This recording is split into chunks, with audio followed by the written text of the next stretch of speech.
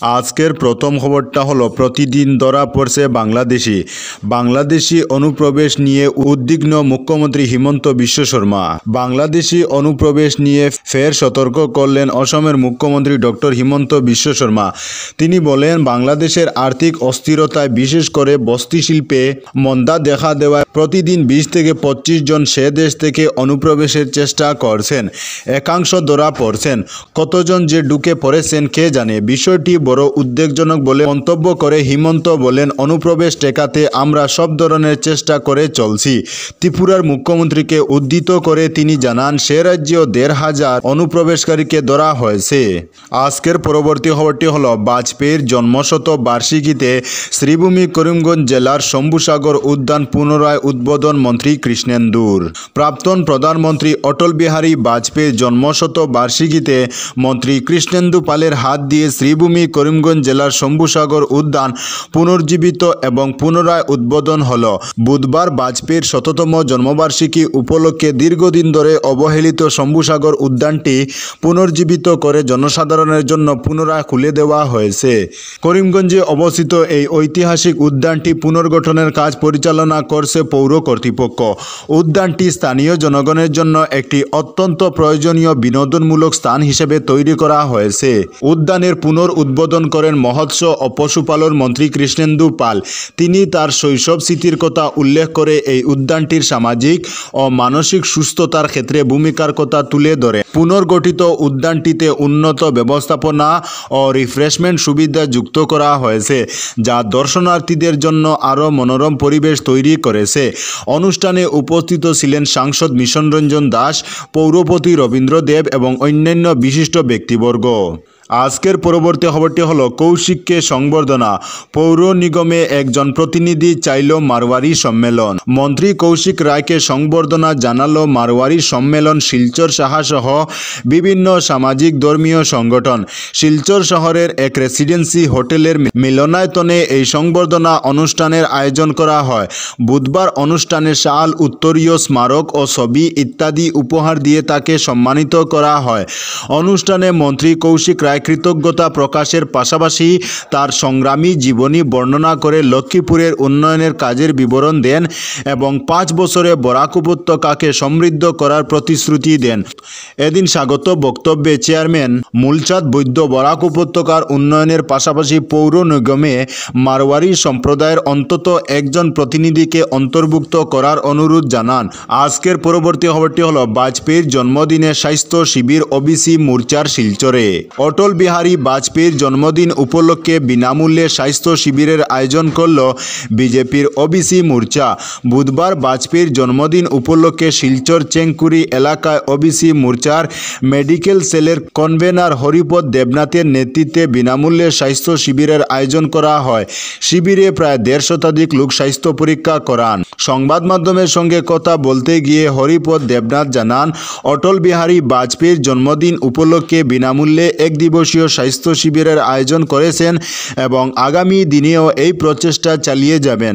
এদিন অতিথি হিসেবে উপস্থিত ছিলেন শিলচরের বিধায়ক দীপায়ন চক্রবর্তী, জেলা সভাপতি বিমলেন্দু রায়, প্রাক্তন পৌর কমিশনার সহ বিশিষ্ট জনেরা উপস্থিত ছিলেন। আজকের পরবর্তী খবরটি হলো, বাঁশবাড়ি থেকে কাঠ চেরার মেশিন বাজেয়াপ্ত। গোপন খবরের ভিত্তি করিমগঞ্জ তথা লঙ্গাই বিটের বাঁশবাড়ি এলাকায় সদর রেঞ্জার হায়দর হোসেন লস্করের নেতৃত্বে সদল বলে অভিযান চালিয়ে একটি অবৈধ কাঠ চেরার মেশিন বাজেয়াপ্ত করা হয়। তবে দরপাকড়ের কোনো খবর পাওয়া যায়নি। তদন্ত অব্যাহত রেখেছে বলে জানা যায়। উল্লেখ্য, কিছুদিন আগে কালীগঞ্জ এলাকা থেকে সদর রেঞ্জের আধিকারিকরা বেশ কয়েকটি কাঠ চেরার মেশিন বাজেয়াপ্ত করেছিলেন। আজকের পরবর্তী খবরটি হলো, আফগানিস্তানে পাক বিমান হামলায় নিহত 15 জন। মঙ্গলবার গভীর রাতে আফগানিস্তানের উপর বিধ্বংসী বিমান হামলা চালালো পাকিস্তান। এই ঘটনায় কমপক্ষে 15 জন প্রাণ হারিয়েছেন। আফগানিস্তানের পাকতিকা অঞ্চলের বরমল জেলায় ঘটনাটি ঘটেছে। আশঙ্কা করা হচ্ছে মৃতের সংখ্যা আরও বাড়তে পারে। এই ঘটনায় একই পরিবারের 5 সদস্য মারা গিয়েছেন। গৃহহীন হয়ে পড়েছেন কয়েক হাজার বাসিন্দা। ত্রাণ ও উদ্ধার কাজে নেমেছে তালিবান প্রশাসন। সংবাদ সূত্রে জানা যায়, আফগানিস্তানের পাকতিকা প্রদেশের বারমাল জেলার লামান সহ 60টি গ্রামকে লক্ষ্য করে মঙ্গলবার রাতে দফায় দফায় বিমান হামলা চালিয়েছে পাকিস্তানি সামরিক বাহিনী। বারমালের মুরগোবাজার গ্রামটি ধ্বংস হয়ে গেছে। এতে আরও বলা হয়েছে, পাক বাহিনীর বিমান হামলায় ব্যাপক ধ্বংসযজ্ঞ ঘটেছে ও বেসামরিক মানুষ গুরুতরভাবে হতাহত হয়েছে। এই হামলা এই অঞ্চলে চলমান উত্তেজনাকে আরও বাড়িয়ে দিয়েছে। প্রতিশোধের করা হুমকি দিয়েছে তালিবান। আজকের পরবর্তী খবরটি হলো, বাংলাদেশের 6 জেলা ভেঙে হোক স্বাধীন রাষ্ট্র, হিন্দুদের রক্ষার্থে আর্জি বঙ্গ সেনার। ব্লকের মান্তাদারি অঞ্চলে টাকিমারি চর মাঠে স্বর্গীয় ডক্টর কালিদাস বৈদ্যের 14তম প্রয়াণ দিবস পালন করল বঙ্গ সেনা। সেই সঙ্গে বাংলাদেশ ভেঙে স্বাধীন বঙ্গভূমি রাষ্ট্র গঠনের ডাক দেন তারা। এদিনের স্মরণসভা অনুষ্ঠানে উত্তরবঙ্গের বঙ্গ সেনানায়ক শঙ্কর দাস ও গোবিন্দবালা উপস্থিত ছিলেন। তারা দাবি জানান, বাংলাদেশের খুলনা, যশোর, ফরিদপুর, বরিশাল, কুষ্টিয়া ও পাটুয়াখালী এই 6টি জেলা নিয়ে হিন্দুদের জন্য আলাদা স্বাধীন বঙ্গভূমি রাষ্ট্র গঠন করা হোক।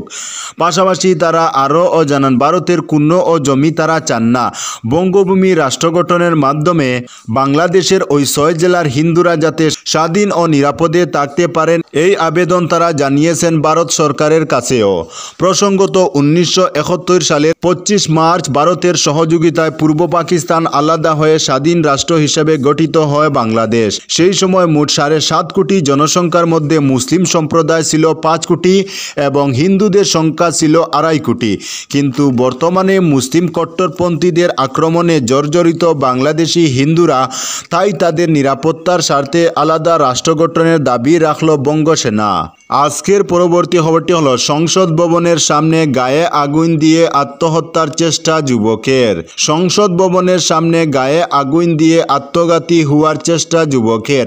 দ্রুত ওই যুবককে রাম মনোহর লোহিয়া হাসপাতালে ভর্তি করা হয়েছে।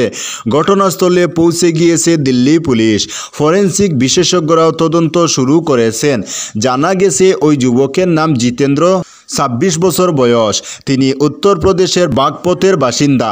ঘটনাস্থল থেকে 2 পাতার একটি সুইসাইড নোট উদ্ধার হয়েছে। যদিও সেই নোটের অর্ধেক পুড়ে গিয়েছে, বাকি অংশে পুলিশের বিরুদ্ধে মুর্দাবাদ লেখা আছে। দলিতদের প্রতি বঞ্চনার অপমানের কথা লেখা আছে। তবে ঠিক কী কারণে আত্মহত্যার চেষ্টা, সে সম্পর্কে প্রাথমিকভাবে কিছু জানা যায়নি। তবে যুবকের শরীরের অনেকটাই পুড়ে গিয়েছে। অবস্থা সংকটজনক বলেই জানা গেছে। ঘটনাস্থল থেকে মিলছে পেট্রোল। প্রত্যক্ষদর্শীরা জানিয়েছেন, সংসদ ভবনের সামনে একটি পার্কে ঘটনাটি ঘটান ওই যুবক। এরপর আগুন জ্বলতে থাকা অবস্থায় তাকে সংসদ ভবনের দিকে ছুটে যেতে দেখা যায়। আজকের পরবর্তী খবরটি হলো, 71 গণহত্যা অতীত, পাক ঘনিষ্ঠতায় কৌশলী মোহাম্মদ ইউনূস। মুক্তিযুদ্ধের প্রেক্ষাপটে 71-এর গণহত্যার স্মৃতি এখনও বাংলাদেশের অগণিত মানুষের মনে দগদগে ক্ষত হয়ে রয়েছে। পাকিস্তানের কাছে 4 লক্ষ বাঙালিকে খুন ও হাজার হাজার মহিলাকে ধর্ষণের জন্য একাধিকবার ক্ষমা চাওয়ার দাবি জানিয়েছিল আওয়ামী লীগ সরকার। পাকিস্তান ইস্যুতে বরাবর কঠোর অবস্থান নিয়েছিলেন ক্ষমতাচ্যুত প্রধানমন্ত্রী শেখ হাসিনা। কিন্তু 5 আগস্টের পালাবদলের পর আমূল বদলে গিয়েছে বাংলাদেশের বিদেশনীতি। প্রধান উপদেষ্টার পদে বসেই পাকিস্তানের সঙ্গে ঘনিষ্ঠতা বাড়ানোর চেষ্টা করছেন মোহাম্মদ ইউনূস। সম্প্রতি মিশরের কায়রোতে পাক প্রধানমন্ত্রী শাহবাজ শরীফের সঙ্গে বৈঠক করেন মোহাম্মদ ইউনূস। সেখানে 71-এর গণহত্যার জন্য পাকিস্তান সরকারের কাছে ক্ষমা চাওয়ার দাবি জানানো দূরস্থ, গোটা বিষয়টিকে দৃশ্যত লঘু করার চেষ্টা চালিয়ে গিয়েছেন ইউনূস। বাংলাদেশের মুক্তিযুদ্ধ গণহত্যার কথা উল্লেখ না করে তিনি জানান, পাকিস্তান সম্পর্কিত গুরুত্বপূর্ণ অভিযোগগুলির সমাধান প্রয়োজন। বৈঠকে শাহবাজকে ইউনূস বলেছেন, কিছু বিষয় বারবার সামনে চলে চলে আসছে, এগুলি সমাধানের রাস্তা বের করে সামনের দিকে এগিয়ে যেতে হবে। তবে কি সেই সমাধান সূত্র, সে ব্যাপারে সংবাদ মাধ্যমের সামনে বিস্তারিত মন্তব্য করতে রাজি হননি বাংলাদেশের অন্তর্বর্তী সরকারের প্রধান উপদেষ্টা মোহাম্মদ ইউনূস। আন্তর্জাতিক সংবাদ মাধ্যম সূত্রে খবর, মুক্তিযুদ্ধ ও গণহত্যার প্রসঙ্গ এড়িয়ে বাংলাদেশ পাকিস্তানের মধ্যে ঐতিহাসিক ধর্মীয় ও সাংস্কৃতিক সম্পর্ক জোরদার করতে ইউনূসকে পরামর্শ দিয়েছেন শাহবাজ। আজকের পরবর্তী খবরটি হলো, কার্বি আংলঙে ঠিকাদারকে তুলে নিয়ে খুন, ধৃত 6 প্রাক্তন জঙ্গি। কার্বি আংলঙের রেল ঠিকাদার অপহরণ ও হত্যার অভিযোগে 6 জনকে গ্রেফতার করা হয়েছে। পুলিশ জানিয়েছে ধৃতরা সকলে প্রাক্তন জঙ্গি। মূল অভিযুক্ত সানা সিং, ভেঙে দেওয়া ডিমা ন্যাশনাল লিবারেশন আর্মির ক্যাডার। ঠিকাদার রতন দত্তকে অপহরণ ও হত্যার জন্য সানা কাজে লাগায় আদিবাসী ন্যাশনাল লিবারেশন আর্মিকে। পুলিশ জানিয়েছে 19 ডিসেম্বর থেকে সন্ধানহীন ছিল রতন। এজাহার পেয়ে তদন্তে নেমে তারা প্রথমে সানা সিংকে জিজ্ঞাসাবাদ করে। জেরার চাপে সানা স্বীকার করে ব্যক্তিগত শত্রুতার দরুন আনলাকে দিয়ে হত্যা করিয়েছে রতনকে। পরে গোলাঘাটের গভীর জঙ্গল থেকে রতনের মৃতদেহ উদ্ধার করা হয়। গ্রেপ্তার করা হয় আনলার 5 সদস্যকে।